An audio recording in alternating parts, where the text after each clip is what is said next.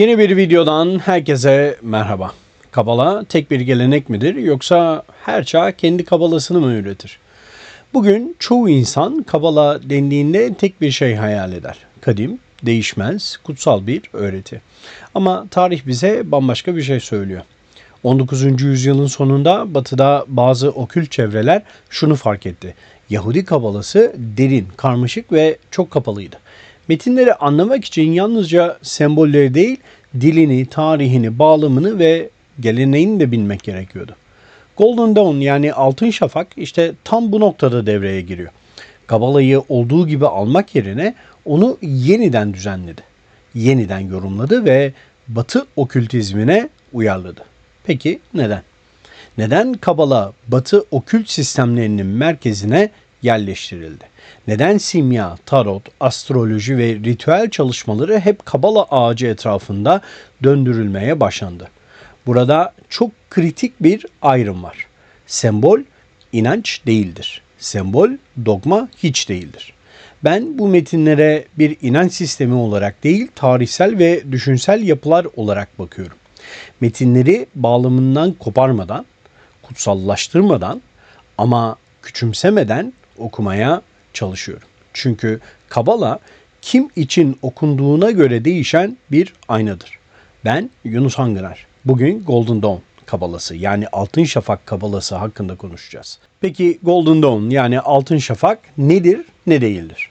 Golden Dawn, Altın Şafak dendiğinde bugün akla ilk gelen şey genellikle gizli cemiyettir. Kapalı kapılar ardında şifreli ritüeller, şifreli kelimeler, loş odalar. Bu algı tamamen yanlış değil ama eksik.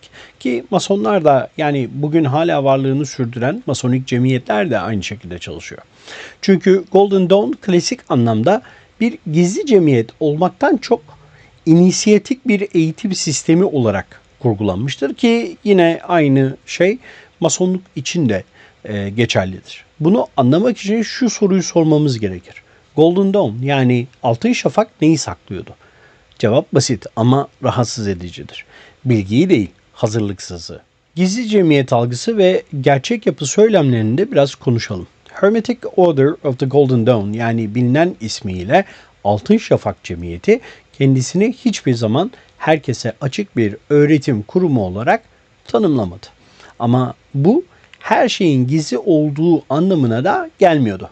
Westcott'un metinlerinde açıkça görüyoruz ki öğretilerin büyük kısmı zaten bilinen metinlere dayanıyor. Sefer Yesira, Zohar, hermetik yazılar, ortaçağ simya metinleri yani kaynaklar gizli değildir. Gizli olan bu kaynakların nasıl bir araya getirildiğidir.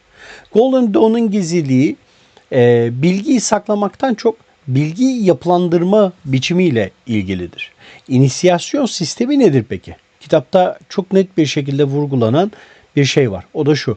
Golden Dawn yani Altın Şafak bir okuma kulübü değil. Westcott'a göre bilgi zihne bir anda yüklenecek bir nesne değildir. Bilgi bilinçle birlikte genişliyor. Bu yüzden sistem inisiyasyon derecelerine ayrılmıştır. Bu dereceler bir hiyerarşi kurmak için değil, üstün insanlar yaratmak için değil. Bilgiyi zamanla sindirmek için var. Her derece öğrencinin sembolleri ne kadar içselleştirildiğini, dili ne kadar doğru okuduğunu, metaforu gerçeklikten ayırıp ayıramadığını test eder. Bir bakıma bu modern akademinin önce lisans sonra yüksek lisans sonra doktora modeline oldukça benziyor. Tek fark şu. Golden Dawn bunu ritüel bir sembol diliyle yapıyor. Bilgi neden derecelerle veriliyor? Westcott'un Kabala yorumlarında sıkça tekrar eden bir ilke vardır. Aynı sembol farklı bilinç seviyelerinde farklı şeyler anlatır.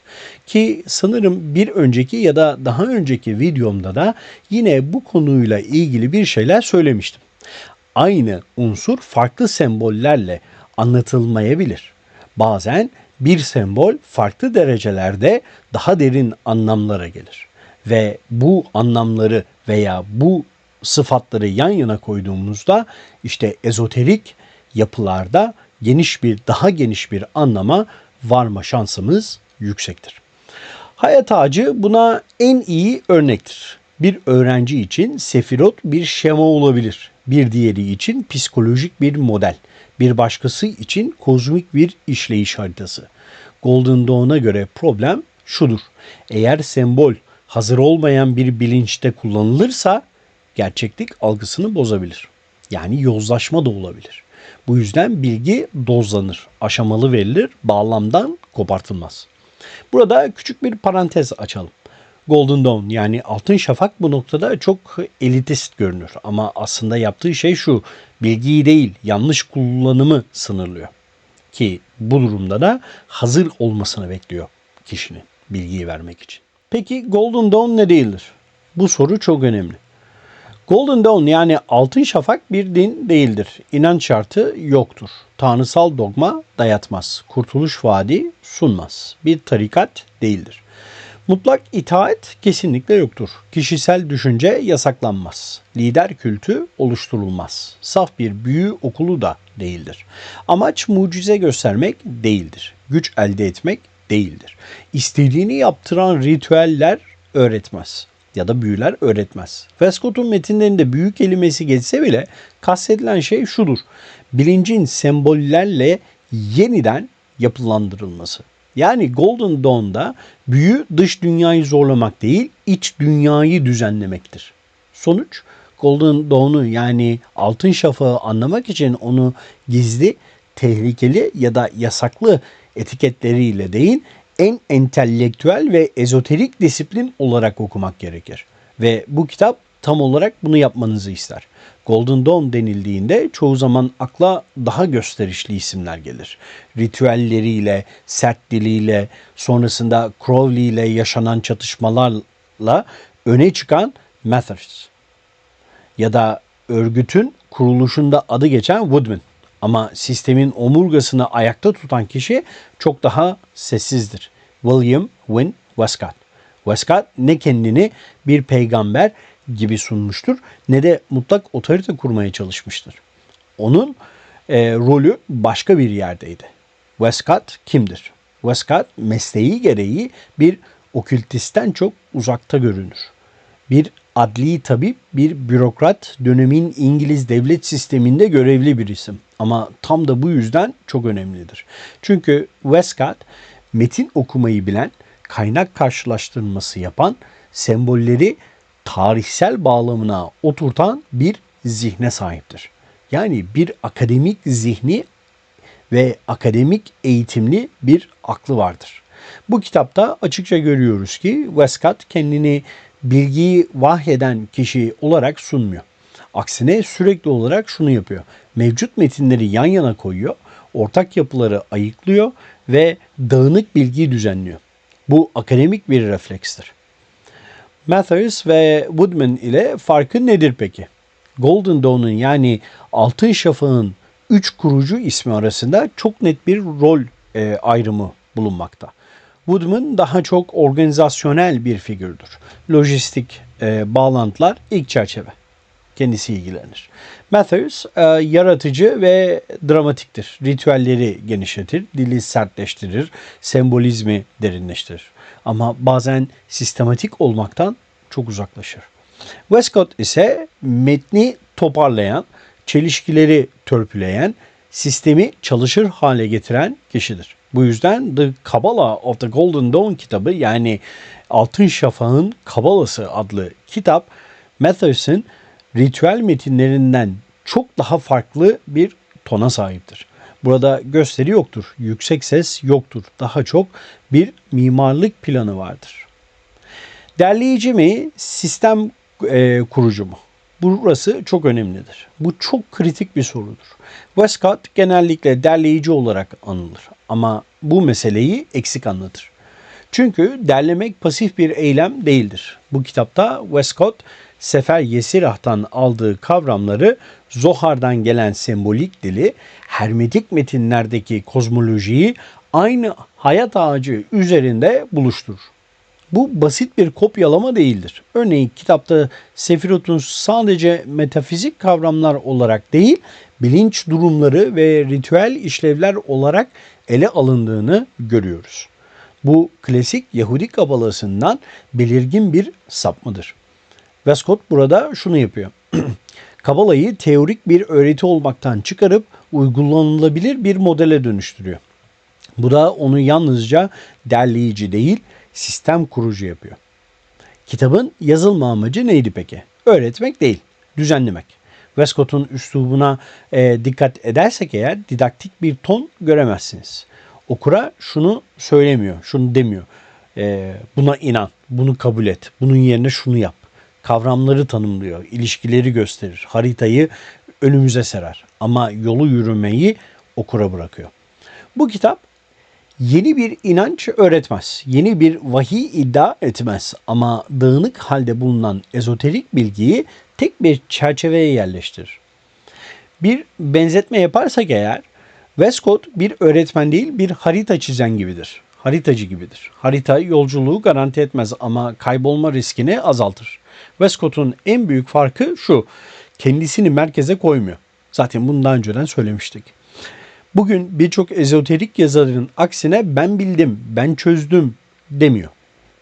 Bu da ironik bir durum yaratır. En az konuşan isim en kalıcı yapıyı kurmuştur. Golden Dawn kabalasının yani Altın Şafak kabalasının bu kadar uzun ömürlü olmasının nedeni ne dramatik ritüellerdir ne de karizmatik liderlerdir. Asıl sebep Westcott'un bu bilgiyi düzenli, tutarlı ve aktarılabilir bir sistem haline getirmesidir. Yani Einstein'ın söylemiş olduğu gibi. Bir bilgiyi ne kadar iyi biliyorsanız o kadar basit anlatırsınız. Altın Şafak kabalasını ya da Golden Dawn kabalasını gerçekten anlamak için önce çok net bir ayrımı kabul etmek gerekir. Hermetik kabala ile Yahudi kabalası aynı şey değildir.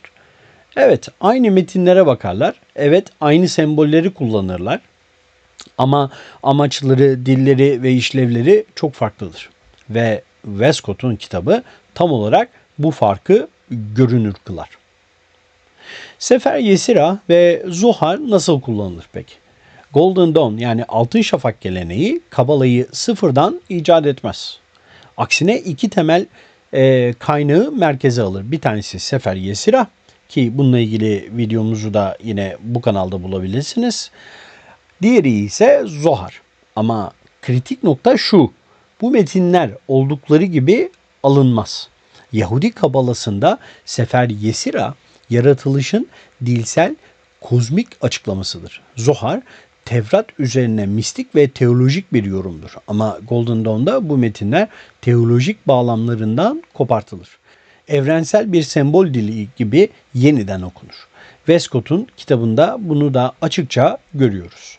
Harfler Tanrı'nın isimleri olmaktan çok kozmik kuvvetlerin işaretleri haline gelir bu kitapta. Bu çok bilinçli bir tercihtir. Teolojik kabala ve operatif kabala arasındaki fark nedir peki? Yahudi kabalası temelde teolojiktir. Yani Tanrı evren ilişkisini açıklar. İlahi iradenin nasıl tezahür ettiğini anlatır. Amaç anlamak, tefekkür etmek, yorumlamak.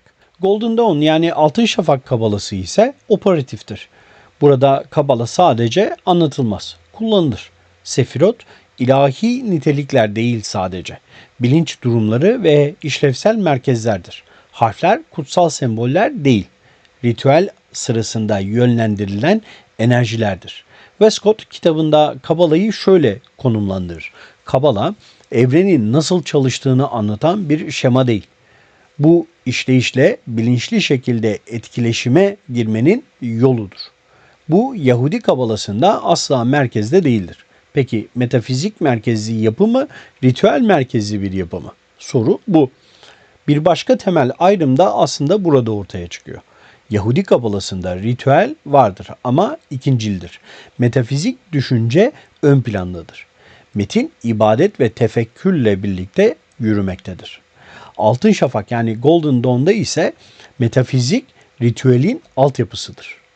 Asıl hedef ritüel yoluyla bilinci dönüştürmektir. Westcott'un Kabala şemasında hayat ağacı sadece anlaşılan bir harita değildir. Çalışılan bir yapıdır. Her sefira bir bilinç kapısıdır. Bir ritüel konumudur. Bir psikolojik eşiktir. Bu yüzden Golden Dawn kabalası salt felsefi okuma yapanları değil, uygulayıcıyı hedef alır. Golden Dawn yani Altın Şafak neden uygulamaya yöneldi? Bu sorunun cevabı dönemin ruhunda saklı aslında. 19. yüzyıl Batı dünyasında din kurumsallaştırılmıştı. Bilim metafiziği dışlamıştı. İnsan anlam krizine girmişti. Golden Dawn yani Altın Şafak tam bu boşlukta şunu yaptı. Dini dogmadan ayırdı, bilimi reddetmedi ama bilincin içsel dönüşümünü tam olarak merkeze aldı. Kabala bu yüzden ideal bir sistemdi. Çünkü sembolik, katmanlı, evrensel ve en önemlisi kişisel deneyime çok açık. Westcott'un kabalasında hakikat papazdan gelmez ya da din adamından gelmez. Metinden ezberlenmez. Ritüel ve içsel farkındalıkla tecrübe edilebilir ve edilir. Bu yaklaşım Yahudi kabalasından oldukça farklıdır. Oldukça değil, çok farklıdır. Golden Dawn kabalasının en çok eleştirdiği nokta da burasıdır. Çünkü teolojiden koparılan semboller yanlış ellerde kolayca çarpıtılabilir. Westcott bunun farkındadır. Bu yüzden kitabın dili çok ölçülüdür. Detaylar aşamalıdır. Her şey herkese açık değildir. Bir anlamda Golden Dawn şunu söyler. Kabala evrenseldir ama herkes için aynı anda kesinlikle değildir. Şimdi burada durup şu soruyu sormak gerekiyor. Golden Dawn kabalası neden hala bizimle konuşuyor? Neden 100 yılı aşkın bir süre geçmesine rağmen bu sistem hala okunuyor, çalışılıyor ve tartışılıyor? Bunun cevabı Westcott'un kitabında açıkça gizlenmiştir. Çünkü bu sistem yalnızca bir inanç modeli sunmuyor bize. Bir doğru yanlış listesi vermiyor. Bir dogma öğretmiyor. Westcott Kabala'yı bir zihinsel ve bilimsel araç olarak sunar. Kitap boyunca hayat ağacından söz edilirken bu yapı bir teolojik şema değil, bir ibadet listesi değil, bir mistik masal da değil. Aksine hayat ağacı insan bilincinin evrensel düzenle kurduğu ilişkinin haritalandırılmasıdır. Bu yüzden Golden Dawn kabalası yani Altın Şafak kabalası döneme bağlı kalmaz. Tek bir dine sıkışmaz. Kültürel sınırları aşar. Westcott'un asıl başarısı da buradadır. Kabalayı taşınabilir hale getirir. Yani bir Yahudi teoloğu için okunabilir, bir Hristiyan mistik için çalışılabilir, bir İslam alemine mensup bir ilim adamı tarafından çalışılabilir, bir modern okültist için uygulanılabilir. Hatta bir psikolog için sembolik bir bilinç haritası olabilir. Bu esneklik sistemi ayakta tutan ana etkendir. Westcott Kabala'yı anlatırken sık sık şu çizgiyi çekiyor. Bu sistem inanç değil, yöntem üretir. Harfler, sayılar, sefirot, gezegenler. Bunların hiçbiri kutsal olduğu için değil, işlevsel oldukları için çok önemlidir. Bu yüzden kitapta uzun vaazlar yok. Metafizik nutuklar anlatılmıyor. Sistem adım adım düzenlenir. Westcott'un amacı şudur. Öğrencinin ne düşüneceğini söylemek değil, nasıl düşüneceğini yapılandırmak. Bu da kitabı yalnızca okültizm meraklıları için değil, sembol, bilinç ve yapı ilişkisiyle ilgilenen herkes için çok değerli kılıyor. Peki neden bugün daha da güncel bu kitap? Modern dünyada insanlar inançtan uzaklaşıyorlar ama anlam arayışından vazgeçmiyorlar. Golden Dawn kabalası yani Altın Şafak kabalası da tam bu boşlukta duruyor. Ne tamamen dindir, ne tamamen bilimdir, ne de salt bir mistisizmdir.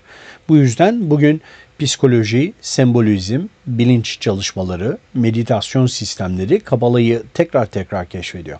Ve bu kabala çoğu zaman Yahudi kaynaklardan değil, Golden Dawn ya da Altın Şafak geleneği üzerinden tanınıyor. Bugün internette kabala başlığıyla dolaşan içeriklerin önemli bir kısmı kaynağını bilmez. Metni okumamıştır ama yorum yapmaktan da geri durmaz. İşte burası çok tehlikeli. Westcott'un kitabını okuduğunuzda şunu fark edersiniz. Bu sistem kulaktan dolma bilgiyle değil, ciddi bir entelektüel disiplinle kurulmuştur. Ama maalesef bugün dışarıda gördüklerimiz bunun tam tersidir. İnsanlar okumadan, çalışmadan, herhangi bir disiplin altında olmadan kulaktan dolma bilgilerle duyduklarına bir de yorum katarak yani cahilce yorumlar katarak bizimle veya insanlarla paylaşıyorlar. Bunları dile getirdiğimizde de bu konuda bizleri suçluyorlar. Yani Kabala 2 video izledim oldum sistemi değildir. Biraz sabır ister, biraz okuma ister, biraz da ego törpüler. O burun büyüklüğünü tamamen ortadan kaldırır. Bu videoda şu sorunun cevabını aradık. Golden Dawn kabalası yani altın şafak kabalası nedir ne değildir. Ama asıl soru henüz gelmedi. Bir sonraki videoda şunu soracağız. Peki bu kabala nasıl çalışır? Hayat ağacı nasıl kullanılır? Sefirot neden bilinç kapılarıdır? Harfler, yollar ve semboller ne işe yarar? Ve en önemlisi bu sistem insanı neye dönüştürmeyi amaçlar? Ben Yunus Angıner. Bir sonraki videoda Golden Dawn kabalasının mekanizmasına birlikte gireceğiz. Hazırsanız bu ağaçta tırmanmaya başlıyoruz. Bir videomuzun daha sonuna gelmiş bulunuyoruz. Bir sonraki videoda tekrar görüşmek üzere efendim. Hoşça kalın.